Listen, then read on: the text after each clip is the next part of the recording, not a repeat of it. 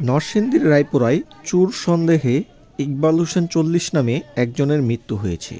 মঙ্গলবার বিকেলে পলাশতলী দারুল উলুম আলিয়া দাখিল মাদ্রাসা মাঠে স্থানীয়দের হাতে নাতে ধরে গণপিটুনি দিলে সন্ধ্যায় ঘটনাস্থলে তার মৃত্যু হয়। নিহত ইকবাল হোসেন পলাশতলী ইউনিয়নের পশ্চিমপাড়া এলাকার মৃত সুলতান মিয়ার ছেলে। সে আগে চুরি কাজে লিপ্ত থাকলেও বর্তমানে ব্যবসা করে জীবনযাপন করে বলে জানিয়েছে নিহতের স্বজনরা। পুলিশ ও স্থানীয়রা জানায়, মঙ্গলবার বিকেলে ইকবাল ও তার আরও ২ সঙ্গী একই ইউনিয়নের সাহেবনগর গ্রামের কাউসারের বাড়িতে প্রবেশ করে। সেখানে তারা ঘরে ঢুকেই ঘরের দরজা বন্ধ করে দেয়।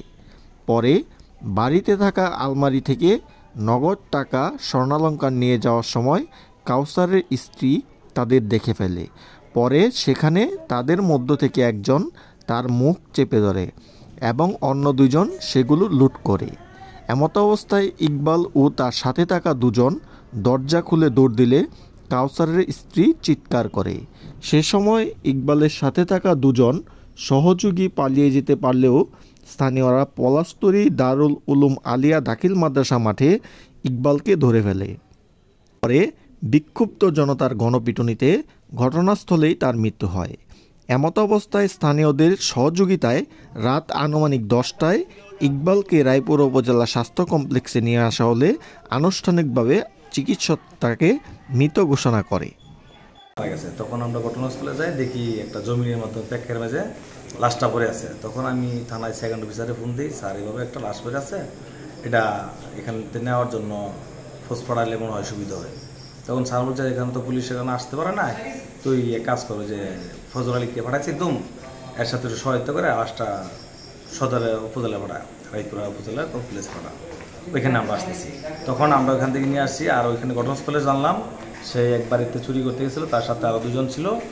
এই বাড়িওয়ালার নাকি ৫ ভরি স্বর্ণ আর ক্যাশ ছিল ১.৫ লক্ষ টাকা নিয়ে পালায় যাওয়ার সময় তাকে একজনকে ধরতে পারলে ওখানে প্রায় ২-৩ গ্রামের লোক, ১,০০০-১,৫০০ লোকের মতন হবে, তাকে গণপিটুনি দিয়া তাকে মেরে ফেলা হয় আর কি।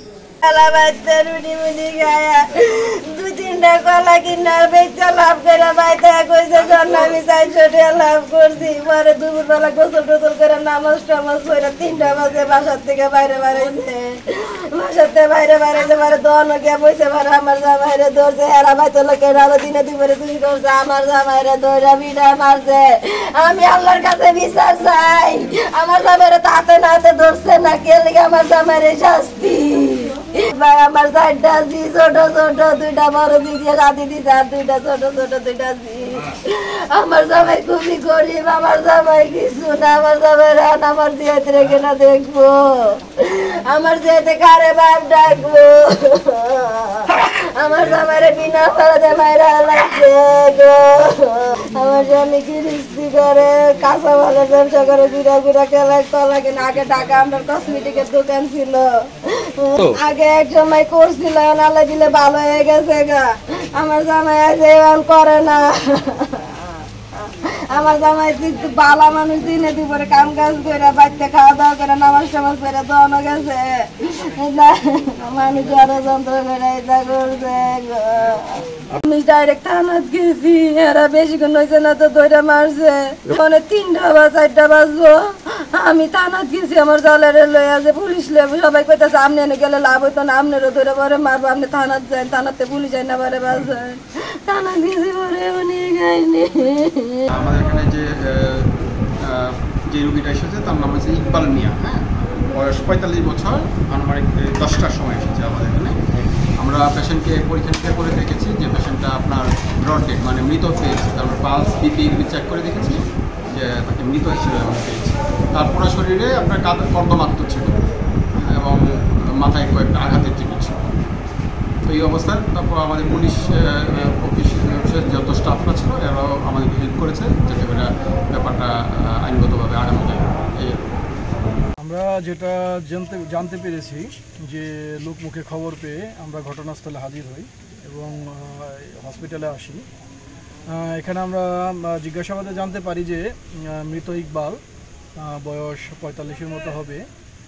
উনি বিকাল আনুমানিক 4টা থেকে 5:30টার মধ্যে যে কোনো সময় ঘটনায় বা 6টা এরকম হতে পারে, যে পার্শ্ববর্তী পলাশতলী ইউনিয়নের কাউসার মিয়ার বাসায় সে সহ আরও 2 জন অজ্ঞাতনামা ভিতরে প্রবেশ করে। তখন কাউসার মিয়ার স্ত্রী তাদেরকে চুর চুর বলে চিৎকার দিলে তারা দৌড়ে পালানোর চেষ্টা করে। এই সময় আশেপাশের লোকজন জড়ো হয় এবং সেও দৌড় দিয়ে একটা কর্দমাক্ত একটা জমির উপর পড়ে যায়।